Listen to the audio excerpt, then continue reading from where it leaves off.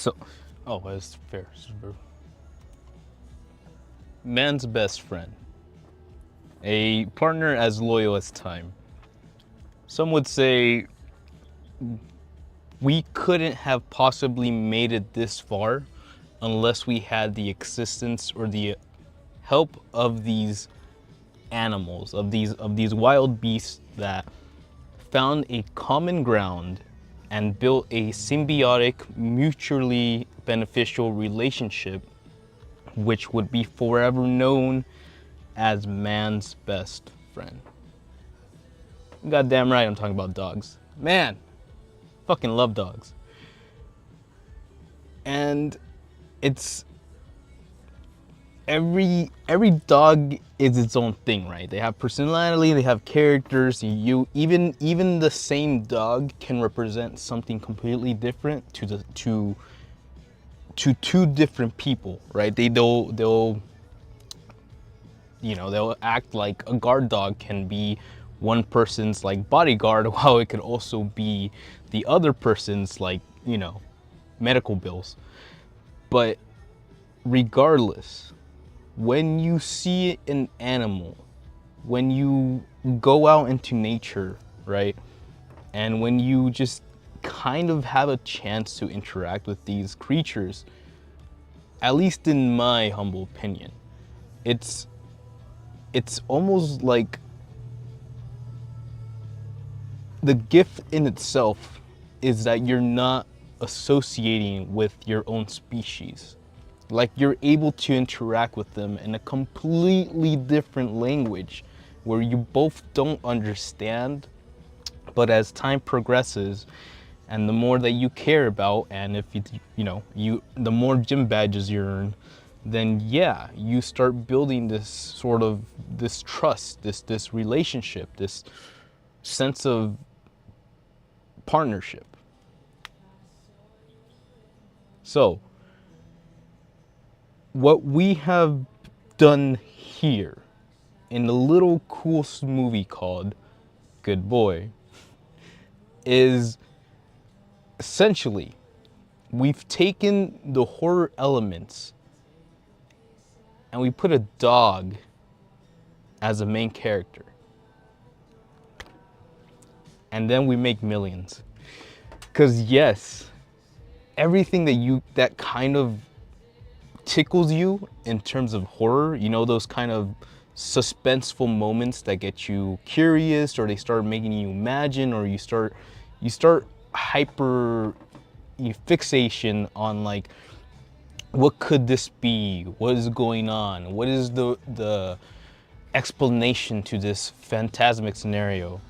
And you get all that, but now you have to sort of imprint these emotions onto this languageless animal. And it works. It really, really works. So there's a couple things to know about this one.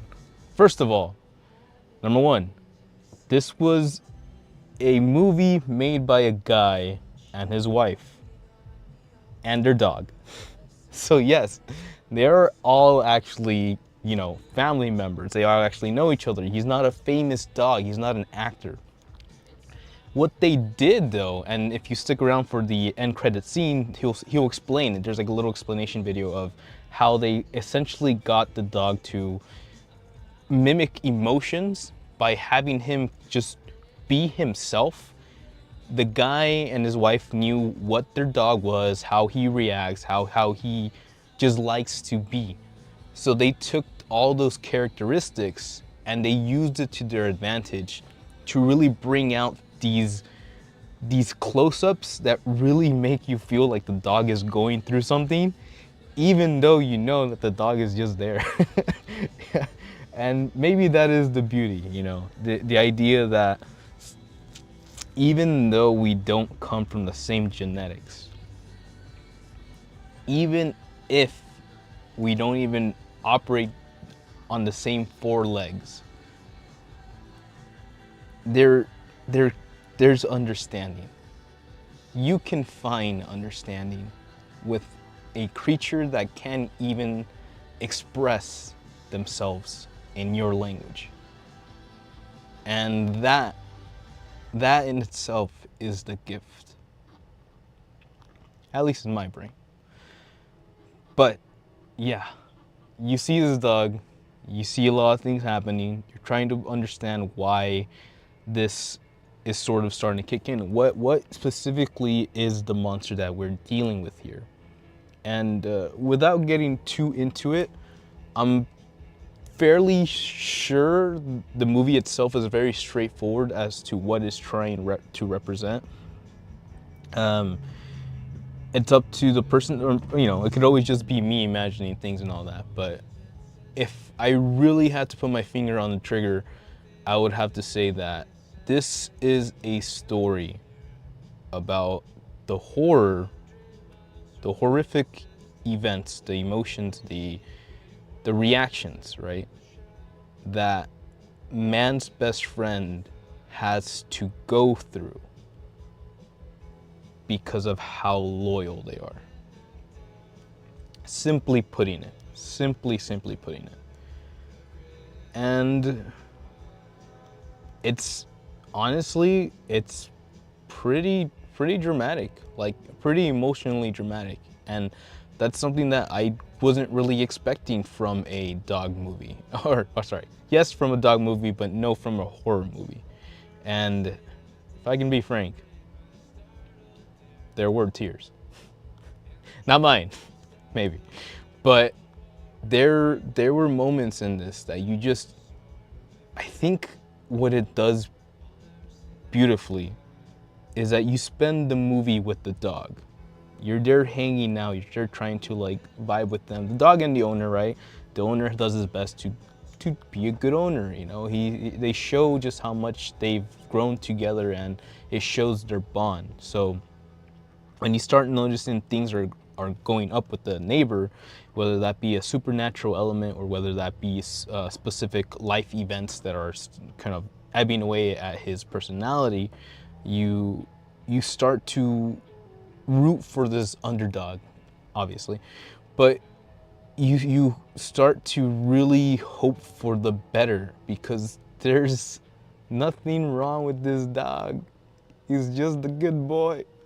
And just seeing them react to things that we react to had us really connect with that dog on an emotional level, that when we get to the finale, when we get to the big review, or when we get to the big climactic moment, it really makes sense, and it kicks in, and you're just there, and you have to live with that. And that is a true horror. But regardless, Good Boy is pretty damn good. And yeah, it's gonna be one of those things. It's fairly slow, I think, purposely so. It feels very almost methodical, but it feels like it fits in the life of a dog. Does that make sense? Because first and foremost, we are in the perspective of a dog. At least that's what it feels like. So jumping into these moments and just going through the literal emotions, it sort of feels right.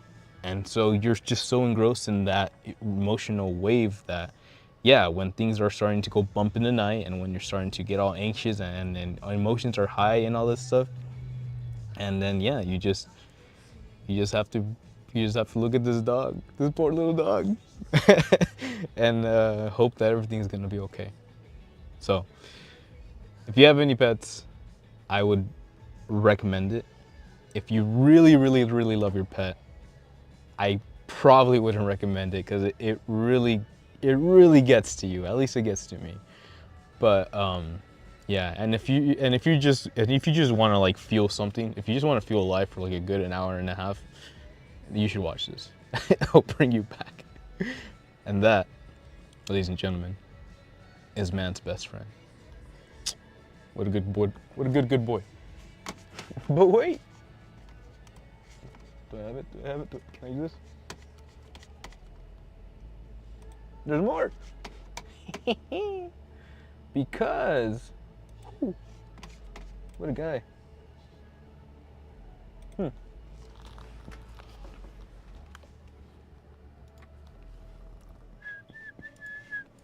What if I told you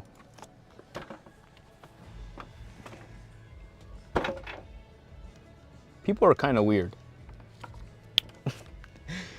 See, you can live your life, right? You could hypothetically, obviously it depends on your financial situation, depends on your familial status. Hypothetically though, you could do whatever you want with your life, assuming that there's not a government that's harassing you to pay the minimum taxes, so you're constantly stuck at work every single day. You could do whatever you want with your life. You know, you could invest, you could learn an instrument, you can learn how to skateboard, you can do X amount of things. So what if I told you that all these people with Airbnbs, all these people with all these resources, what if I told you that that wasn't enough? That somehow in this universe where people, I'll be real with you, I'll level with you, right now people are not having a great time. What's been going on in terms of economical status? I know groceries are up, everything is up pretty much, right? Inflation is an all-time high. Trump, doesn't matter, irrelevant. There's too much going on. Let's get sidetracked. But after having all this, right? There's this emptiness, this pitch black hole where everything that they throw at, you know, money, drugs, alcohol, it's not enough. There's something missing, and they just can't figure out what it is. So we gamble. And gamble it is, because everybody knows that when you rent an Airbnb, you just gotta hope for the best. You know, I don't want to say what can happen, but like at the end of the day, like it's just, you're walking into a stranger's home. You've never been there before. You do not know what is behind those doors.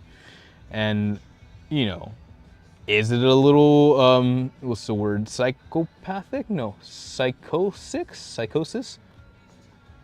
Of me to just state that like you shouldn't trust Airbnbs? Maybe a little bit. We all come from different backgrounds. However, when this unfortunate couple decides to rent an Airbnb with one of those weekend moments alone, right? You know, one of those like, oh shit, we need to work on a relationship, dog. Need a week alone, okay? When they decide to rent an Airbnb, lo and behold, the Airbnb guy said, nah, man, I need more money. I need my money now. And he double books him. He double books a house, right? So now you're stuck with two couples going like, man, we need to work on a relationship, dog. But now there's couples here. And so it makes things a little bit interesting, right? Obviously you're kind of like trying to gel with each other, even though you don't really want to gel with each other. They call that small talk. I'm not a big fan of small talk. And I like big talk. And these guys are kind of like back and forth trying to be like, they're kind of weird, man, right? They're kind of cool, I don't know. And so you get this weird vibe of these four people that are out there, and they're trying to have a good time, and things are cool, and things are kind of weird sometimes. You ever go out with like people, or like you ever meet somebody's friend or someone's acquaintance, and they just say something strange, and you just look at them like, did you mean to say that? Or is there something you need to tell us? and you just don't know, you know? So it's in those things that everyone has their opinions, right? Everyone's gonna have a different interaction, just like a person interacting with their dog versus a person interacting with the body dog, the guard dog. And then those opposing people, just posing in a manner of just, oh, hey, you're on the other side, are naturally gonna do their best to present themselves in a admirable way. Yes, yes. You know, just try and be nice, try to be cool, and like, hey, don't be a dick. There you go. Thanks. Society 101. And in these moments, you start picking up, you start noticing things. You start feeling the manipulation. Woo! Big words. But yeah. And that is one of the words are powerful. If you don't know, well, now you know. Words are powerful AF. The only thing is that you need to know how to use them, right? We call that reading. iPad babies. So when these certain phrases, when these implications, when certain words are brought up in conversations, things start to kind of blare out, you know? It's like the red flags. Y'all hear about those? Yes.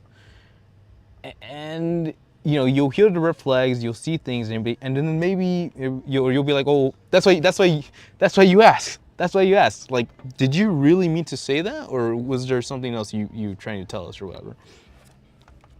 Because you want to give them a chance before you go, oh, hell no, we are done, you are out, and I need you to leave right now, or I will remove myself from the equation, and or we need to fix this, or, you know, whatever. So manipulation is one hell of a drug. It's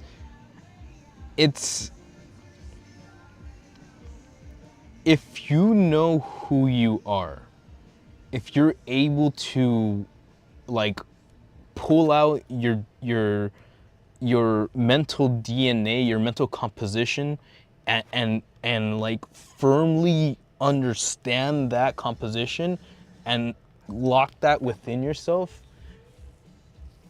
hypothetically, nothing can shake your ego. Not ego as in like, oh, look at me. Ego as in like, this is who I am. This is what I believe in. This is what I represent. This is who I want to be. These are the steps that I need to take to get there. And this is what I want to believe. Ego, what do I represent? Positive ego, healthy ego. And when someone tells you, hey man, I think your boyfriend's cheating on you, or hey man, I heard your girlfriend tell me that you're doing things, or blah blah blah, or maybe like you're not good enough for this, or like X amount of things, right? And you're hearing it from someone that you've just met, that's when the flags should go flying. And yes, we're gonna get a little bit of a close to the pulse, but things start happening, things start escalating, and things start getting weird. It really becomes like this interesting, like almost battle for the soul, right? Okay, fun side note. We recently got to watch the Rocky Horror Picture Show on the Dolby screen, because that was like the 50th anniversary or some shit like that. Good damn. And where's I going with this? And Rocky Horror Picture Show where everyone's just kind of like, I had a good one, I can't really think about it. And everyone's just kind of like, the point of Rocky Horror Picture Show is that people suck. These two, what are they called? They just got engaged, fiancés. They take a trip and they meet people, and then people start hitting on each other, and then you go like, damn bro, you just banged my fiancé. And everybody's guilty. That is Rocky Horror Picture Show. So that kind of manipulation, that kind of nasty jumbleness, I mean, it could be beautiful if you really want it to be, but when it's being manipulative and toxic as fuck, that is disgusting. And I just can't deal with manipulative words like that. Yeah. So this is all going down. These people are trying to figure this one out, and it's this really tense moment between the main couple going like, did you? Can I trust you? Like, it's, yeah. And that kind of becomes the whole situation, right? That I believe we call them instigators, people who are just like throwing in stuff to like rile people up or whatever, or get certain people on a certain emotional wavelength or whatever you want to call it. But these guys are good at it apparently, because they're able to really push the two main characters against each other to a certain point where you start worrying. And honestly, I think it says a lot more about me than most people. But you know, I just didn't think that things were gonna be okay between them, and that made me feel bad. And it was just interesting to see them like going through the emotions and seeing where we ended up at the end of the whole journey. And by the time we get to the end and revelations happen and we get the full picture as to what is going on, who is this, what are we doing here, why would you do such a thing, can't believe you done this, it makes sense, you know. And I'll be real with you too, there's more notes that kind of like, whoa, these guys didn't have to go that far, but they said, fuck it, we'll go the extra mile. And you know what? I guess it checks out. So, creepy scenarios in terms of like this weird tension of like, who are you right now? And why are you suddenly acting so like predatory? And just moments of like, damn, that's my girl should be cheating on me, man. And I can't believe you done this. But yeah, it just I don't know, maybe I think you just have to watch this movie on like in your own terms, and whatever emotions you get from essentially the NTR-ness of this film, then yeah, I think it'll tell you a lot about yourself. And I learned a couple of things about myself. I already knew most things, but I learned a bit more about myself. I learn a bit more every day. And I hope that these two young lovebirds can learn to forgive each other.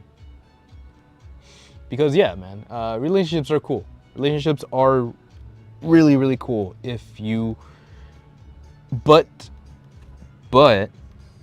relationships are cool, but they only get to be that cool once you put in a shitload of effort on both sides. And if you can find that, right? If you can find the Taylor Swift to the Travis Scott or whatever his name is, you know, I just saw a clip on Jimmy Fallon, just the idea that she looks at him, her words, not mine. She looks at him and she smiles and she goes like, oh, I get to hang out with this person for the rest of my life. He's fun, he's just this person that brings joy to my life. And when I see him and when I look at the ring, I feel like, oh my God, this is my future. And that is a positive. And I can only wish, or I can only hope to God that we all find that somewhere in the universe. But we all know that this is reality. And reality can get a little bit spiffy. So things happen. Biology is a very real thing in terms of how your how our brains operate and how our lizard brains influence certain people to do certain things or act in a certain way.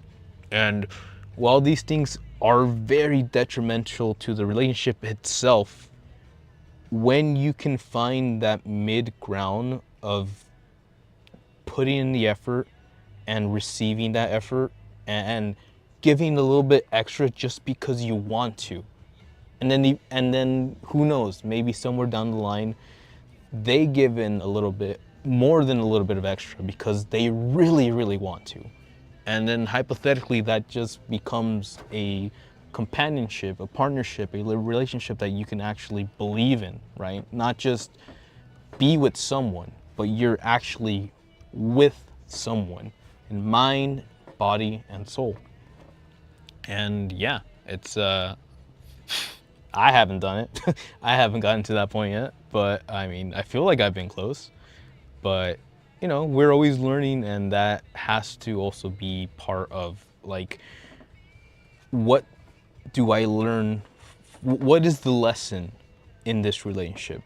Whether it be that, oh, now we know that certain people act certain ways when they're doing certain things, or, oh wow, I finally understand what it means to be in a content relationship, or in a partnership, let's call it even better, to be in a happy partnership.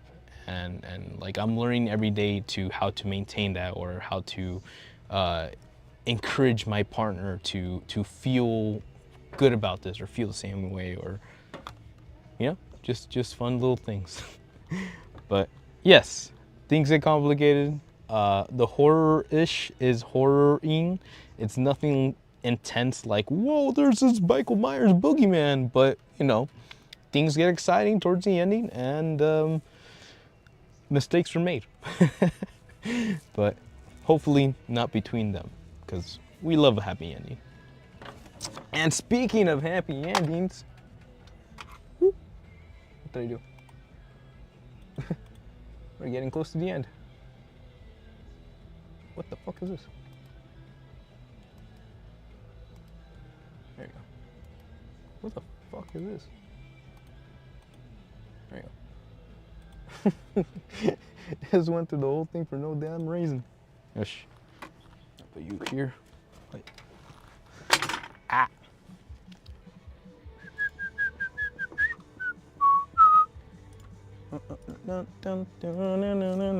Mark care. Mark care. Mark cares. Mark really cares, okay? Who is that? Motherfudgers. Have you ever heard of the UFC? The Ultimate Fighting Championship? Just kidding. Let me tell you. Back in my youth, no. It was unregulated, but champions were champions, damn it. And the original champions is one Mark Kerr and his homie, I already forgot his name. But those two were essentially the pioneers of mixed martial arts in the octagon ring. And you see the story of just this guy who comes from his wrestling lineage. He's an all-American wrestler. I've known a couple of wrestlers in my whole life. And he comes out there, he's trying to do something, he's trying to get his name out there, he's trying to just be like the guy, you know, he has a dream, he has to enjoy the sport that he does, which is the octagon wrestling, UFC. It is a very hard thing to do, to put yourself and your body to such a grueling state on a constant schedule, to force yourself to eat only specific proteinized items, to keep yourself on a schedule when it comes to your lifestyle, your food style. Everything that you do just comes down to being this mechanical, methodic, boring mess, or non-mess, you know what I mean? I like a little chaos in my life, I guess. And it says something. It says something about the person that can keep that going. You know, someone that puts in the work, someone who wakes up in the morning, someone who stays up late at night, someone who's lifting every single day at the gym, someone who's learning his techniques when it comes to martial arts. All these things, they add up, right? When they say that you only master a skill after, what is it, 100 hours or 1,000 hours or 1,000,000 hours, it is just the idea of getting in there, doing it, and keep doing it. Motivation is one of the, I think, the most underrated things in this universe, because without that actual desire to make a change, without a desire to make to express something, without a care, without even a desire to give a shit, nothing happens. And without actual wants, humane wants, humane needs, there can be no passion. So when you see the man spending his life taking those hits, curling those irons, guy's got something to work for. And this is it. This was it. The UFC. It's not even an octagon yet. It's still a square. That is how early this is. And here's the thing, man. People are great. Remember how we started this episode? People are great. Essentially, that means that every person in this universe has an opportunity to do something they love. Flat out. You can be a gardener. You can be a barista. You can go work at Not Scary Farm and be one of those nasty guys. I know a guy. He does that. He loves it. And these people who are willing to give it all, who are willing to do it, you know, like they naturally deserve some praise. It's no easy feat to just keep on committing yourself to it and to just sticking with it. So it's cool that they finally came around to give this guy his story, right? Because the story of the man who never quite made it, the man that was there on multiple occasions, but for some strange reason, he just couldn't make it past that finish line. And why? Why, you might ask? There's a whole movie based on him. Why would we talk about this guy right now in today's era if he's never been a champion? Well, what if I told you Emily Blunt, yes, John Krasinski's wife. God damn, I don't even know where to start with this one. She's a character. Okay, start off there. So, okay, I'll start off by saying this. I just actually recently saw the movie, Die Again Tomorrow? No. Shoot. It's a Tom Cruise movie with Emily Blunt, and it's based on the actual manga called Kill. All You Need Is Kill. That's the manga is based off of. But Tom Cruise, again, how Tom Cruise is the last samurai guy who gets all the Japanese stuff and makes movies out of it. Top Gun, Lupin the Third, Mission Impossible. Top Gun was what army was that? Anyways, any other platoon movie. The Last Samurai, and now Tom Cruise. Oh, and now we have. Wait, what the fuck?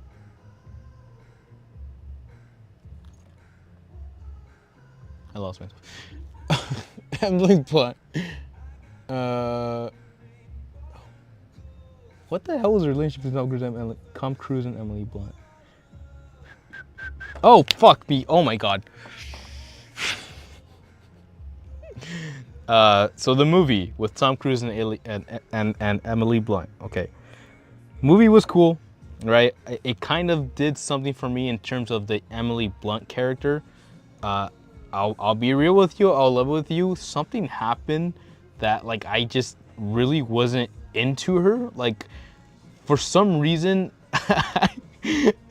John Krasinski not being, or I guess, I guess watching her be, okay.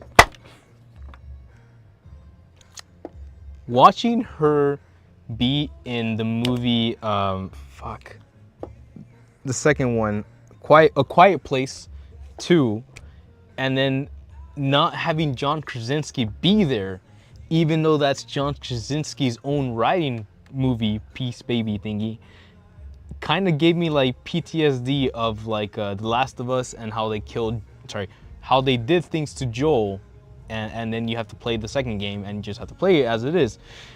And I think that kind of rekindled some PTSD of that. So since that movie came out, A Quiet Place 2 with Emily Blunt, I've low-key have been an Emily Blunt disliker. I'm not gonna say a hater, because I don't really, it's a waste of time to hate things, or people in general. But I was not into Emily Blunt like that as an actress, right? And then she was cool. She was actually cool in the one with Gosling, was it? The Fall Guy, which was actually a really cute movie with him. But still, it wasn't until like seeing her in Tom Cruise, maybe pre super big actress era, that she kind of came back as okay in my book. I think I was able to piece it together of who she was, what she went through, and now where she's at now. And seeing that made me be like, okay, she's a human. Let it go, or be cool about it. Movies, man, are you fucking kidding? And then she comes out in this movie looking straight up like some Italian goth freaking waifu shit, and I'm just like, oh my god, who is that? And again, normally I don't really have visceral reactions like that. I feel like I have more than enough control of myself and my mindsets and blah blah blah blah blah. But the fact that she popped up looking like that, and my brain was not like, I've seen this trailer for months and I've never fucking paid attention to Emily Blunt. But seeing her actually in the movie and act out and just present this character was like, whoa, okay, emotions, relax yourself.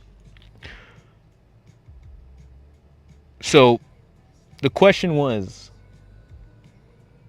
how is it that one of the original greatest, the man who has stood at that platform on 3 occasions, almost to be the best of the best, why didn't they do it?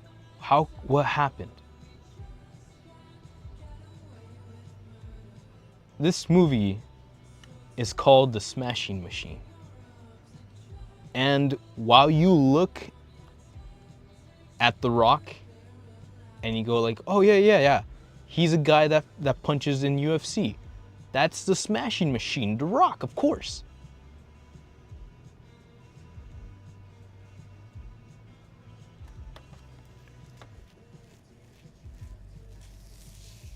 When you get in a relationship, when you decide to share your timeline, your life force, your time with a human being, it's very important that you choose someone, right? I choose you. You find/you choose someone that holds the same values that you do. And I believe that's the only way you can really say it. Because you can like the same things, but you can have different opinions about what they make you feel. And you can present yourself in a way that you care, but at the same time, if your actions are speaking louder than your words, then you already know how you feel. Everybody knows how you feel. It's just a matter of being honest. Communication, relationships. So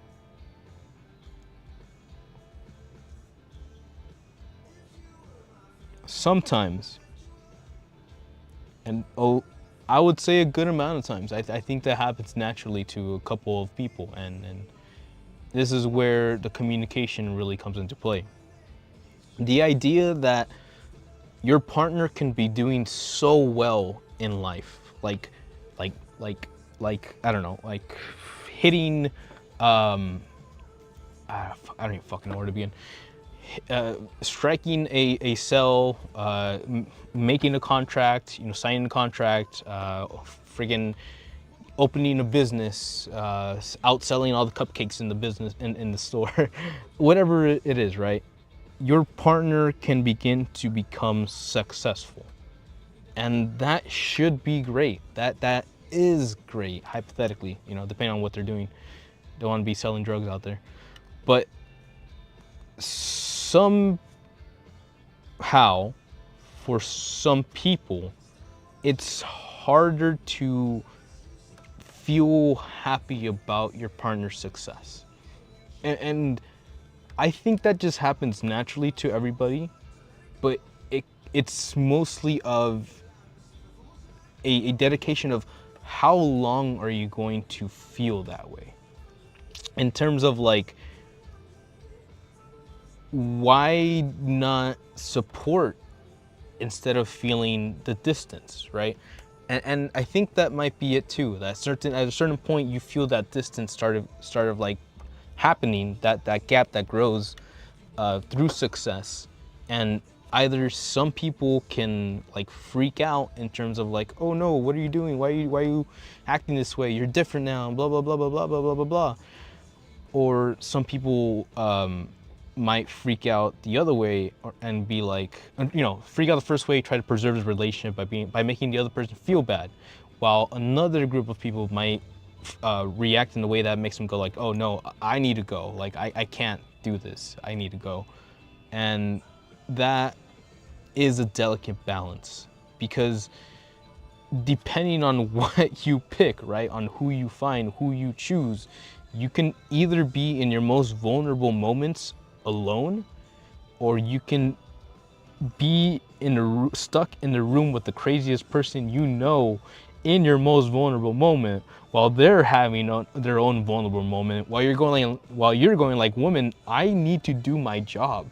Why can't you let me go do my job?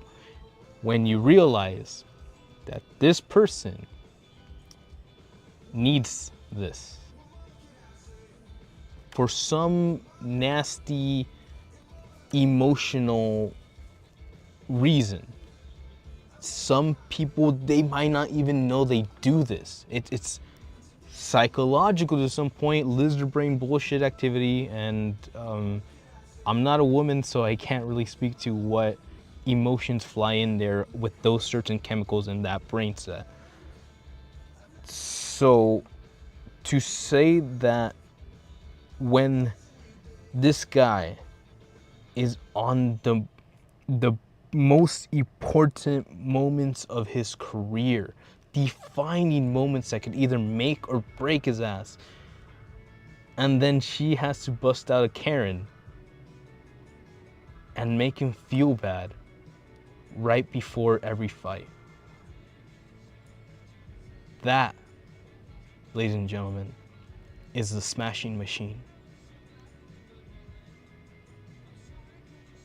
Imagine spending your life dedicating everything, every waking moment for one outcome, only to make it there because you got this. You're good enough. But to let it go by choice. Not because it was just taken from you, but because they smashed him. So, yeah, this is an emotional ass movie. This man went through addiction, opioids. It's a way of not feeling pain. It's one of the things that we used to give our soldiers in the military, but we completely stopped after we realized just how addictive it really is. And yeah, this dude who spends his life freaking destroying his muscles so they can rebuild bigger and stronger, and spends his weekends throwing people across a Japanese mat, he was in a lot of pain. And you know, it's not fucking far be it from me to be like, oh, you shouldn't be distracting yourself with these drugs. But you know, it's to each their own, not in terms of like, oh, go do whatever you want. It's to each their own, that everyone is dealing with something. Everyone has something that they are striving for, but they either don't have the support that they need, or they just don't feel comfortable being supported, or they found their own mechanism that works, that isn't perfect, that can actually be damaging to your own system and health, but it works. So we'll keep on doing it. But yeah, this guy who really had a lot going for him, and to see him break, you know, to see him really go through all those emotions, the highest highs, the lowest lows, and then to have to like really navigate through those moments in life, and to even have to make certain decisions that really impacts your future. And you know, even understanding that these guys probably didn't get paid in what they were deserved, honestly, because they were out there in Japan trying to promote themselves, because UFC was still trying to get its legs on the ground. And they did a lot of fights pro bono because they just were trying to get in there. And yeah, man, just this movie, just why now? You know, you look at this and you think, oh, this is gonna be this ultimate UFC fight. We're gonna get the biggest fight. We're gonna have the badass like ending and blah blah blah blah. It's gonna be Rocky, but with the Dwayne the Johnson. Yes, I said that. And it's not. Nor does it have to be. Nor did I need it to be. Because yeah, there is a lot of heart in this. And I don't know if The Rock's gonna win the Oscar for this. I know he's trying. I think he did a great job portraying the actions. I don't know if I would say he's like Batista level acting, you know what I mean? But the man knows how to feel. I'll put it that way. I believe that after decades of being The Rock, after, what was it, has it been 10 years now? After like a full decade of just building fucking mass and bulking up just for people to be like, Rock, it doesn't look good anymore. Like,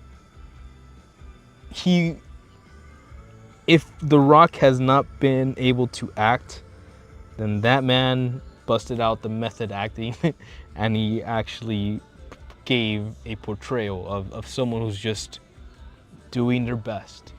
Really, really, really, at the end of the day, just doing their best. Because he's not a rude guy. He's not an asshole in the movie. He's not that. He's not out there going like, "Oh, I'm gonna crush you," blah blah blah. But you know, he's just there. He's living his life. He's trying to do his best, and well, that's also the way the cookie crumbles. I meant to say c'est la vie, but I could use a cookie right about now. And with that, ladies and gentlemen, that's been our 3 movies of the week. Good Boy, the Bones, what is it? Bone Lake, and The Smashing Machine. In order, Good Boy, so good. Smashing Machine, and the Bones Lake. So between those 3, I really hope that you have some free time to go check them out. If you have checked them out, I would ask, what did we think? Good Boy, is he good? He's the best boy. I'm not gonna spoil any, no spoilers please, but like, The fact that we have a dog as the main actor of a horror film. Let's go. Let's go. We made it, fam. So we'll see, man, because this, what happens if we have a cat being in a scary, you know what I mean? Like, we could just do so much shit with this, and it could be either the coolest thing or it could be the dumbest thing, and we'll have to wait and see, but I'm excited. Yeah, so we'll see. We'll see if people start doing more like animal movies, because I think we had that Strays movie with what's his face, William Ferrell. Yeah, Will Ferrell. So I think that's kind of where that initiated, and then the Secret Lives of Pets is where the animated stuff happened. So I don't know, man. I feel like we're in an interesting time, man. Like, if people want to get creative with their cinematography, like if this guy and his wife can make a whole hour-and-a-half movie in their house by themselves, we're in a good place. I think we got some exciting things in our futures to look forward to. At least I would hope to. And yeah, when it comes to everything else, it is gonna be spooky season. I think things are gonna get spookier. I don't know. And taste it. Na, na, na, na, na. And we're just gonna keep an eye on things and see how things go. Man, Tron is out this week. It's gonna suck. I'm still gonna watch. I'll be there. You know, I want to see it in 3D. I at least want to watch the IMAX 3D version so I can see all the beams. But we'll see what we talk about in the future. I got a couple of things. Actually, fun update. The 9th is where I got an update saying that apparently they're gonna go check the internet connectivity operation systems in the house. And hypothetically, that means that by Thursday, hypothetically, I should be back in business with like everything. The capabilities, my bad. I should be good to go to launch things. And yeah, we'll just keep an eye on that and see how we present it. It's a lot of things. It's like, the backlog is backlogging, and now I'm trying to figure out how to present things in a certain way that will work out for everybody, and that's fun. But I'm also starting to dip a lot into this, and like, I want to learn. The whole thing about this channel is like learning how to do things and just doing it. You know, I want to learn through experience, and I teach myself by just figuring things out, and that's fun. But things are getting expensive, man. And that's just something that I have to honestly have to think about and look at and be like, well, do I really need this, or do I really want to do this? Or it gets interesting, you know, and those are questions I have to ask myself. Naturally, I just want to be in a surplusive state where one is able to just probably take a step back and actually do things that will open up new doors in terms of like actually learning things and all that. But for me, I enjoy just chilling out, hanging out, being like this. I'm more than okay spending time doing fun things, playing video games, or just learning music and songs and stuff, playing music in general. I love music so much, but there's not that much time in the universe, right? And to be able to dedicate time to these things means a lot to me. But you know, obviously, in the back of my brain, I just constantly always feel like I could be doing more for, like, not just myself, but like future-proofing things. There's a lot in the future. There's a lot of things happening right now that like are unnerving, to put it in simple terms, about the future. and how things are going to be presented and things are going to play out. And for the most part, I'm just here trying to be like something that can be looked at in retrospect and be like, oh, people actually gave a shit, or people actually tried, or people actually had brains back then. And that's all it's ever really been. So, you guys want to watch the screens? You can watch the screens. Like,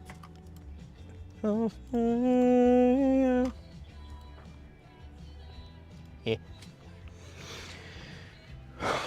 So yes, well, I mean, that's what it was.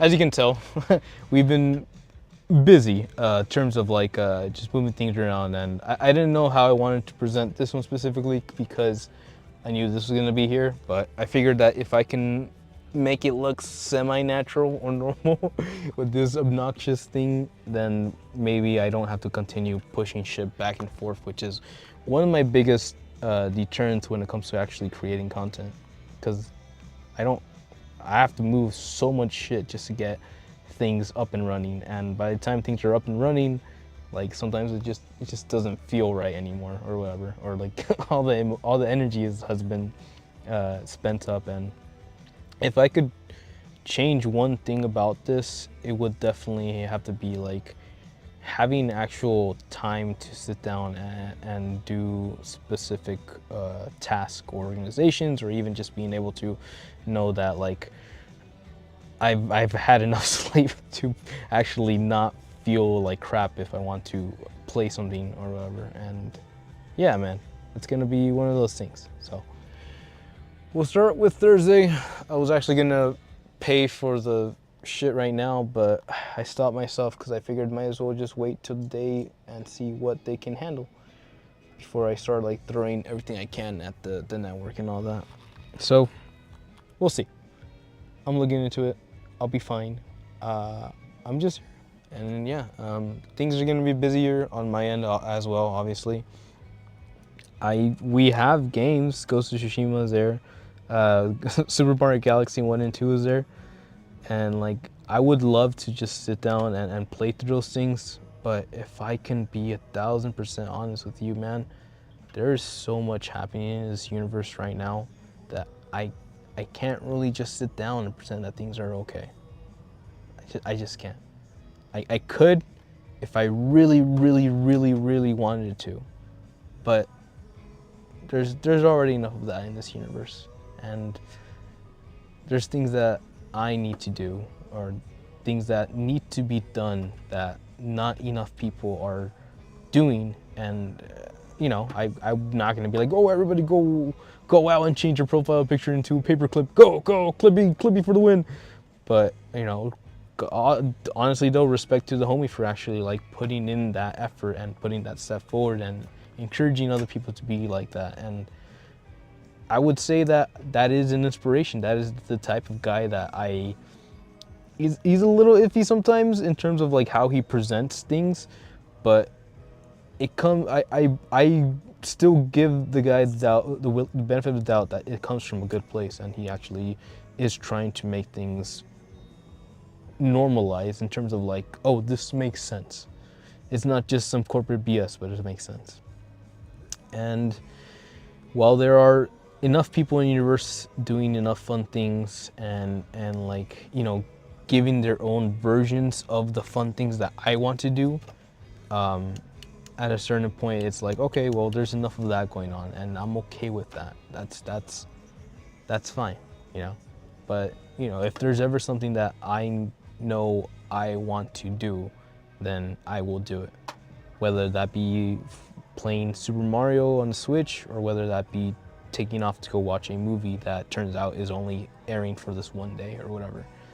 And yeah, that's my philosophy, honestly. That's my way of life. I don't like planning anything because A, it could always just blow up in your face, or B, it could not be as good as you want it to be. So while I do like to have a vague plan of where I want to be and how we can get there, I don't ever want to be like, okay, I gotta get up at 9 a.m. and I gotta do all this shit, and then I got 10 p.m. No, I just want to live. I want to experience life the best way that I can, and honestly, I feel like I've done that. There's only a few things on my bucket list that I'm actually considering, but for everything else, I've lived a life, and I've been lucky enough to experience um, experiences and like moments that really brought everything together and made me feel like, oh, this is what it means to be alive, or this is life, and this is what we have to do with that.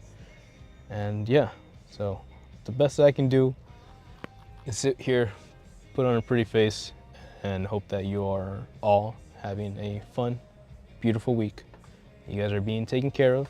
If someone out there is celebrating some fun, exciting celebration, that I hope that you really enjoy that and you were able to just feel appreciated, right?